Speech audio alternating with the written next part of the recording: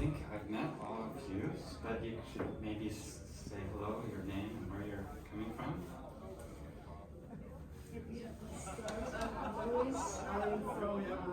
I work in Rotterdam. I am from Utrecht.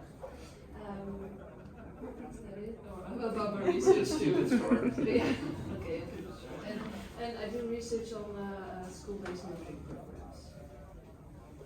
Hi everyone, nice to see you again. It's wonderful to meet you. I'm Alexandra. I'm originally from Athens, Greece, but I've been based in Madrid in Spain for the past 4 years. I'm here representing IE Business School, and yesterday we presented the program that we've designed, which is essentially a mentorship program between alumni and current students. I'm Peter from Singapore. I'm from the National Institute of Education and work with the youth centers to look at how we can do mentoring through tinkering activities. I'm Alex, and from the Center for Evidence-Based Mentoring at University of Massachusetts, Boston. Mouthful. Great. And I'm Tom Keller. I'm from Portland State University. I'm a professor in the School of Social Work. And today I'm going to talk about a major research training grant project that we have for underrepresented students to learn about, to get involved in science and medicine. And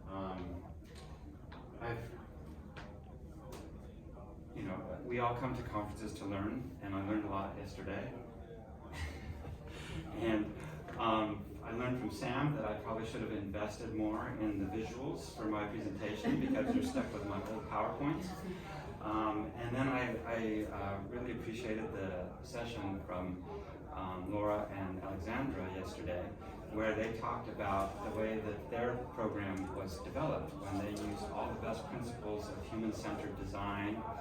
They started from students who recognized the need, and they really focused on addressing that need and developing support from stakeholders, starting small, iterating, building, and expanding into a great program. And so what I'm going to share today is almost completely opposite. We did it the way we had to, but it didn't reflect those approaches. We started with a very large grant, as you'll see, where we sort of had to just come up with the plan before anybody knew about it, because we had to put in a proposal. We got a lot of funding, and then we had to get support from people. So it was a challenge for that reason. So this is not going to work. I feel like the technology is there against you. So I'll just talk a little bit about this overall initiative that we're part of as a national effort, and then just provide some conceptual framework, talk about our training model, then our mentoring model, and then some of the research we've done, just a little bit, and then really focus on the mentoring tools that we think may be relevant and could be shared with other programs.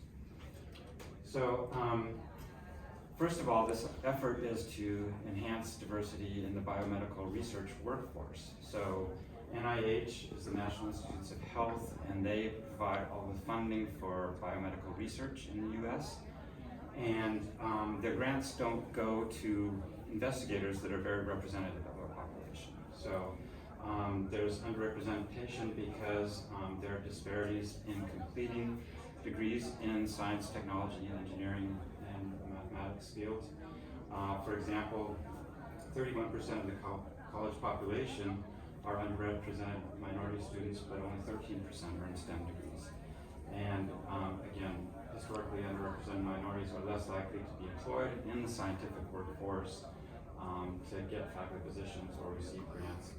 And so there's real value in having diversity, because it's been shown in research that diversity in the workforce is associated with greater innovation in research, higher quality science in terms of like publications and citations, and improved healthcare for marginalized racial and ethnic groups. So that's why NIH is really trying to do something about this. And so the BUILD building infrastructure leading to diversity is their big effort.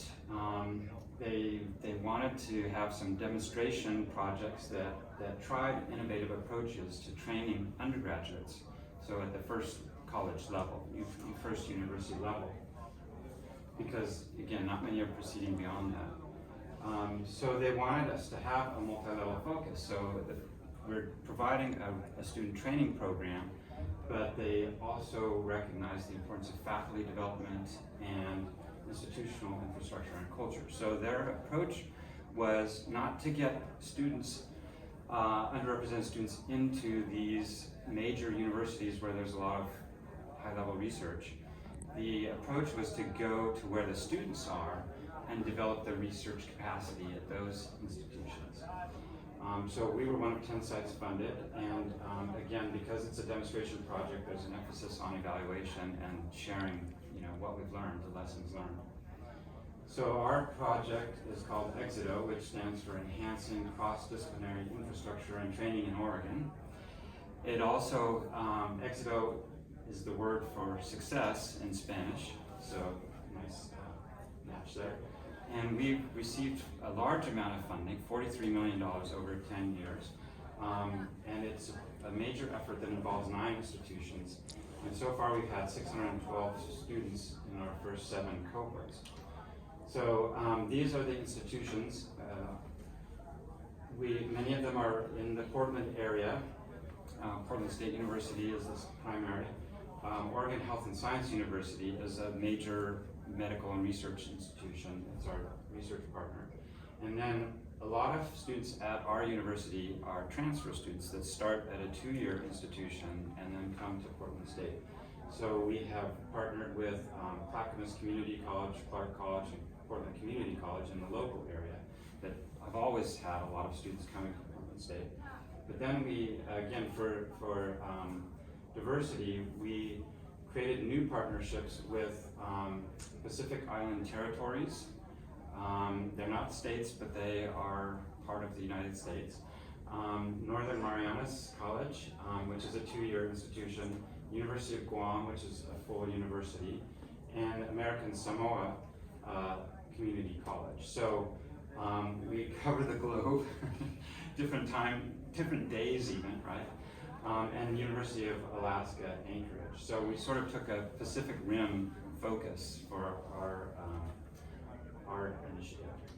So the model framework is, again, we have a comprehensive 3-year developmentally sequenced training model that, sorry, let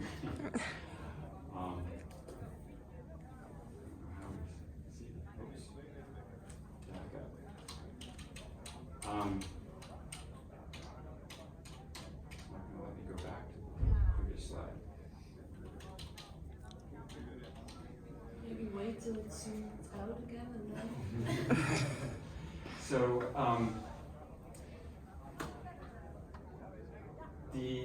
the goal is, again, to develop science identity, to help students think about the possibilities for them to become researchers, and to again help them feel like they belong in science and that they will be successful in pursuing that kind of career. So the NIH initiative realized that in most cases the barriers are not academic.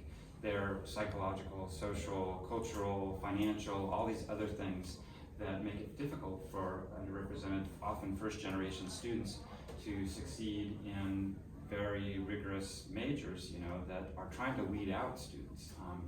So we have a model that focuses on preparation for research, and I can't remember all of the elements in that diagram.